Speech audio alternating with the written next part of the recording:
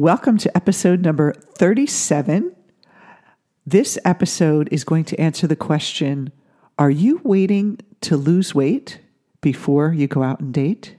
We're going to tell you why that's not a good idea and how to change your mind about your body and feel good inside and out.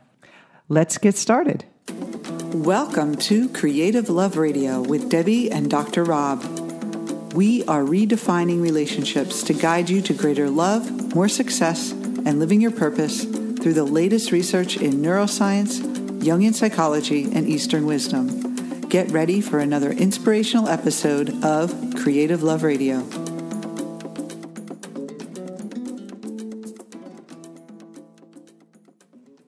Episode number 37. What a great topic for our show today.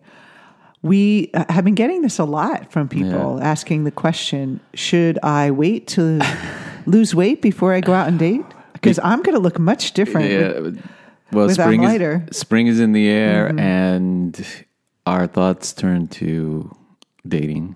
And we're not going to talk about dieting today. We're going to talk about the psychological impact on your body and your body image. Yeah, Big topic. It's an interesting topic because from our point of view, you know, if you consider the mind-body thing, weight is a very different issue than from the physical part of just, you know, putting off or burning off calories and, you know, reducing your weight, your waist size and all that. It has to do more with the mind. I know a lot of people go on a diet and they think it's about willpower. And I got to stick to my routine and be disciplined. Yeah. But that's as far as they go with the mind. Yeah, and then as it interacts with dating, and of course the new technology or the internet, the way people date now is so different because now you're reading a profile and they're putting down their body type and their photos and their best photos and all that stuff. And it's all about what you look like. Yeah, and so you're making judgments even before you even communicate with a person through text and all that stuff. And it's a very different game. Well, before we dive into this topic, I wanted to mention that we are very excited to announce that we are doing a new course in May, and it's called Creating the Body Beautiful. And it's really on this topic of the mind-body impact on weight loss and how to lose weight without dieting. So it's a radical thought. Radical thought, and really the psychological impact weight has on us and what we use, how we use our bodies to feel worthy. Our body image defines how confident we are. And we're going to talk a little bit about that today. But if you're interested in joining us for this course, it's starting in May, and just join us on the Creative Love group on Facebook and let us know you're interested, and we'll send you the details. Yeah. We'll probably post a link to it there if you want to check it out, or you can go to creatingthebodybeautiful.com and find out more. The deeper dimensions. Yes. So it starts on May 23rd. Very awesome. Exciting. It's a 6-week virtual retreat to help you get your mind around your body and your body around your mind. Ooh, I like that. I'm ready for a retreat. And you don't have to leave your house. That's the best part. So should people wait to lose weight? Should they wait? Wait has a double entendre there. If I said I gained a couple pounds over the winter and thought, well, I better not go out and date now because I don't really normally look like this, and I'm not putting my best body out there, and should I just wait? Yeah, and from our perspective, the way we've worked with so many clients over the years, a lot of it is a defense mechanism. A lot of this kind of waiting, or even the weight itself, the way a person has shaped their bodies, can be a defense mechanism, a psychological defense mechanism. Well, when you think about the body, it's as we talk about it, it's part of our persona. And our persona is a defense. Our persona is we have to look a certain way to impress upon other people what they should think about us, basically a desired perception. And so with our body, we're actually creating a desired perception unconsciously. We all, on a conscious level, want to look good, want to feel good in our bodies, want to have people compliment us when we wear an outfit that looks really nice, especially women. I don't know if guys really care so much, but I think they do. And we want to look good. I mean, it's part of our, I guess, makeup to want to look good. But what happens is that we use almost like overly rely on the pounds on the scale, the number on the scale, or how our jean size or what we look like in yoga pants. And that is wrapped around our idea of what our worth is and our value. And it really distorts who we are. It's just like people that want to be nice and pleasing to get people to like them. We use our bodies either to attract people or push them away. Yeah. So here's a typical scenario. You are growing up, you're developing your hidden puberty, really feeling your oats and getting a great body and all this stuff. And a lot of social stuff is going on at the same time, meaning you're getting feedback from people as to how you look, what's going on with your body, all that stuff. And if you have bad experiences, which a lot of us do, with that feedback that you're getting from people, that's going to stay in your unconscious mind. Now, according to that feedback, let's say you have a bad experience where your looks, whatever they are, whether you're criticized or you're so attractive that people react in strange ways or maybe inappropriate ways, let's say. Or make inappropriate comments. Even the mind is so sensitive to all that stuff because we're social creatures. All that is recorded in your unconscious mind as that's what the world is about. That's how the world is going to react to my physicality, to my beingness. Now that is going to play a big role in the way you eat, in the way you exercise, in the way you shape your physical form way into adulthood, especially as it relates to relationships. Because if you think about it, the body is our vehicle to connect sexually with the other partner, to be touched, and all those ideas about how comfortable we are with that. I've worked with hundreds and hundreds of people when I was a hypnotherapist doing weight loss hypnosis, and it was kind of like the staple of my practice back then. And every single person, the reason why they weren't losing weight wasn't about dieting, wasn't about they had to cut back on sugar or work out more. It was a psychological problem. It was that they either felt when they were thin, they got in a bad relationship and it didn't work out, and then unconsciously started putting on weight after their divorce, after their heartbreak, and said, never again. And then they didn't even realize they made that decision. And then they just start creating the weight as a barrier. Yeah, it's a way to stay invisible, to keep people away almost. To hide. You would think that the bigger you are, that you would take up more space and get more attention. But actually the research shows that overweight people are the ones who are blended into the crowd. It's an easy way to hide. So if you have this kind of fear of being around people or feeling you don't like a lot of attention, you're very introverted, you may tend to use staying overweight to keep you from connecting with people. And when we say overweight, I'm not talking about anything big. I mean, for some people, they think 10 pounds is overweight.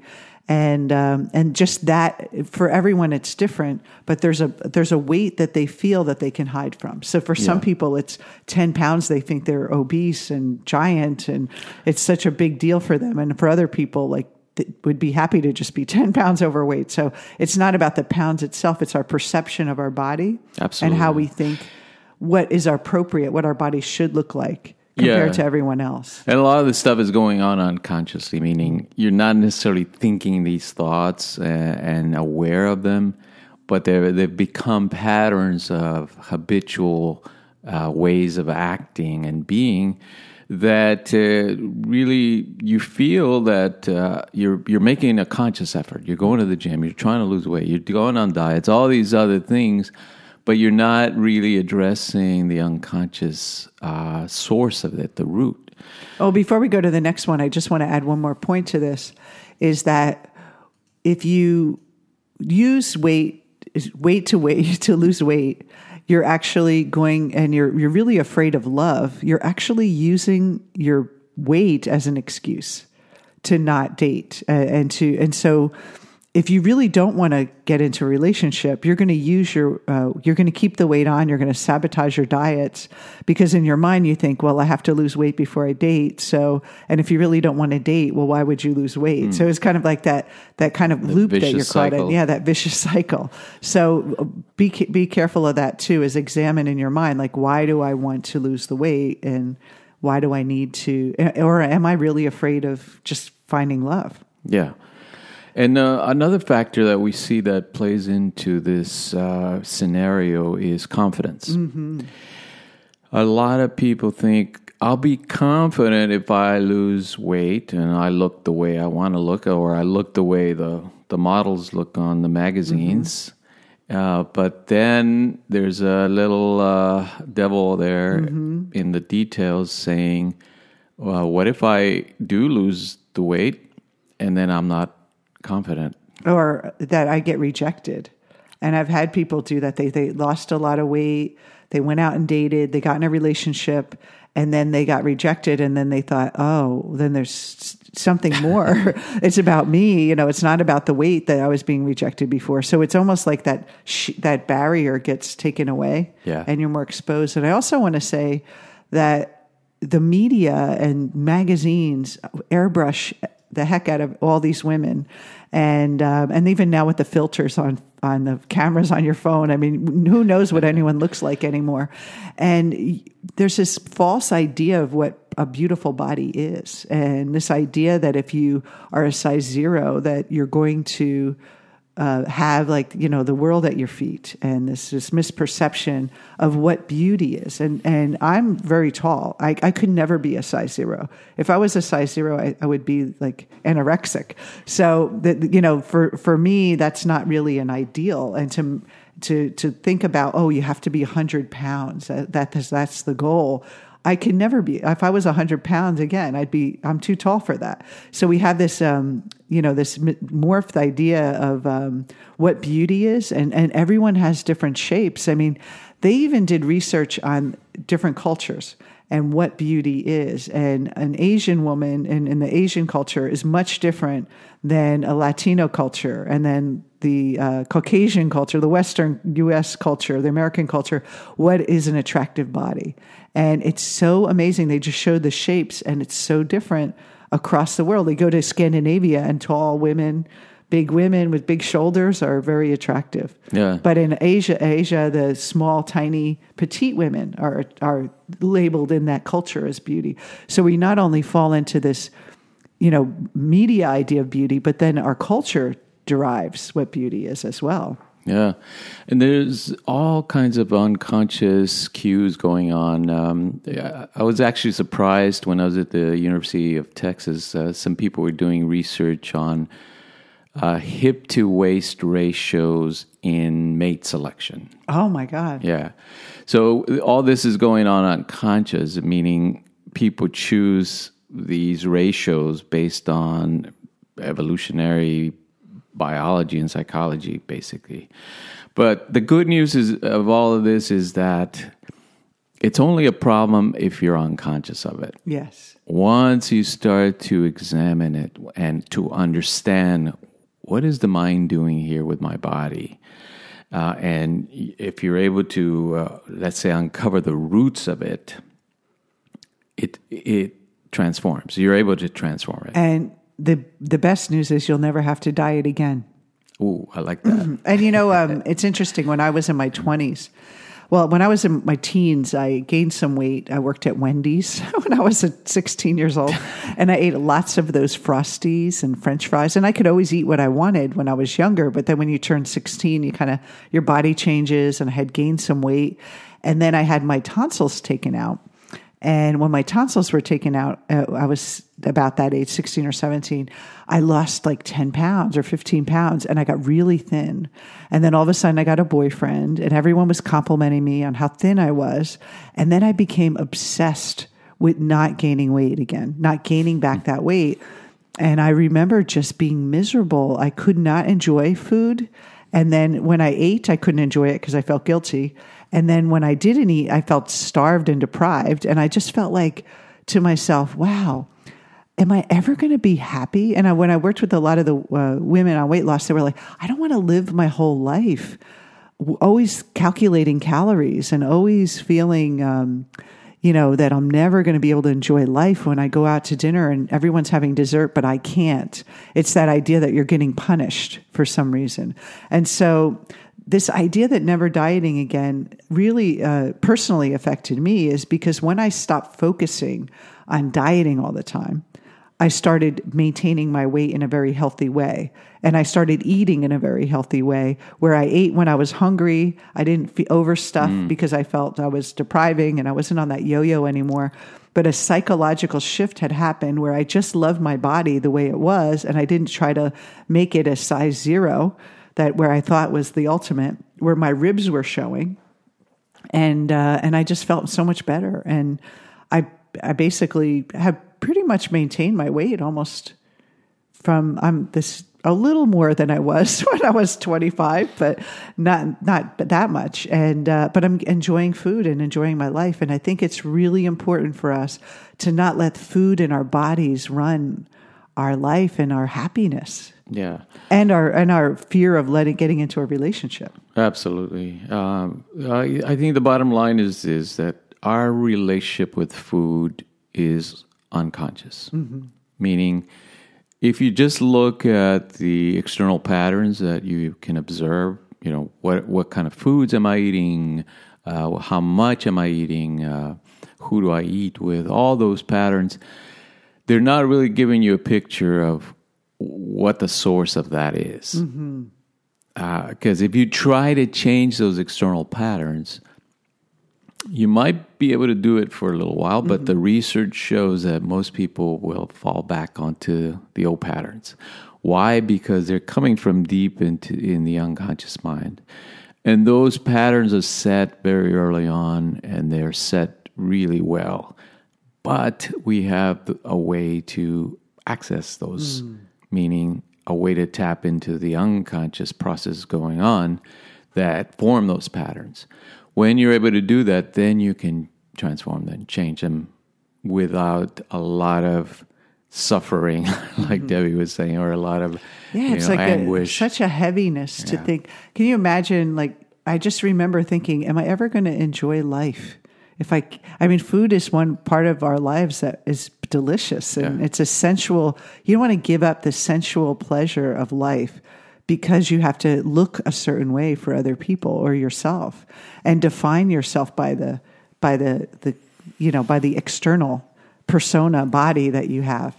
And so one thing you can do to start identifying your pattern is really look at, first of all, like what's your relationship with your body? Do you love your body? A lot of what I've seen is that people that try to lose weight because they're disgusted with their body have a hard time losing weight because you're already pushing away what your body is right now and you're hating it. And as Carl Jung says, what we resist persists. And so you can't create something new while you're pushing something else away. And so see if that's part of your pattern. Yeah, that pushing away, that not wanting to be a certain way is really a big obstacle for a lot of us. The other one is observe your thought patterns. Like, what kind of story are you creating around your relationship with food? Is it that I'm never going to get this right, or I'm never going to lose weight, or I don't like the food that I'm eating. All that, it's kind of a subtle story that's running in the mind all the time. If you do not pay attention to it, you won't really pick it up. But as soon as you tune in, you kind of get a sense of what are my thoughts about, food, around food and eating. And is it always kind of a problem, or are you happy? Are you thinking about your health, or are you thinking about your looks? Yeah, those kind of things. And looking at how you value yourself. I remember seeing a commercial a couple of years ago where the woman was walking and it was a scale with a chain around her ankle that she was dragging around all day. Like, you weigh yourself in the morning and that number's in your mind, like, 125, 135, 155. Oh my God, I can't eat this and I can't eat that. And I better get down to, that chatter and that constant obsession over that number and berating yourself for your body is not very productive or helpful. And then I do believe, and just with all the people I've worked with, that there's a very strong relationship between your body and your relationship with your body and your relationship with men. And more so than men, I think. For women, I think it's more apparent, that connection. For men, I think their issue is their success. I think culturally we've been conditioned to that the woman needs to look beautiful and the man needs to be successful. So for us, we not only have our personal history around our body image and our value, but then culturally there's this honoring youth and thin and looking a certain way is the way to be. And for men, they have the other pressure of being successful, and that's defines them. So for women especially, I think that their body image is really, really closely tied to their ability to open up and be intimate with love. So if you look into this, you're may find, just like anything else, when you look at another part of your life, you end up finding out, well, what's stopping me from finding love as well? This is the secret right here. It's really, really amazing. I've seen so many people that when they found out what was stopping them, the psychological root, the weight just came off. It was just like, I'm not even trying anymore. And they're happy and they find a great relationship and everything kind of falls into place. And most of us, we try to work too hard on the surface. And just like with dating, you're going, well, maybe it's that website, or, this dating site is going to work better. Or maybe I need to buy new outfits or change my profile picture, or act differently and play the game. And all those things are exhausting if you just get to the psychological root. And again, this isn't about healing. It's about understanding yourself and freeing yourself from past patterns. Not healing the patterns, but actually being able to choose, because our unconscious is constantly creating our reality all the time for us if we're not aware of it. Yeah, so those stories that we can tune into and start to listen to then lead us to what we call the body shadow. And the body shadow, we can think of it as really what's running the show. As far as our relationship with food, our confidence, our body image, the way we feel when others see us, all those things. And if we're not aware of it, then we're running on default mode, meaning we're just acting out the conditioning from our past. Everything, all the messages we got from television and advertising and society and our friends from the beginning of our life.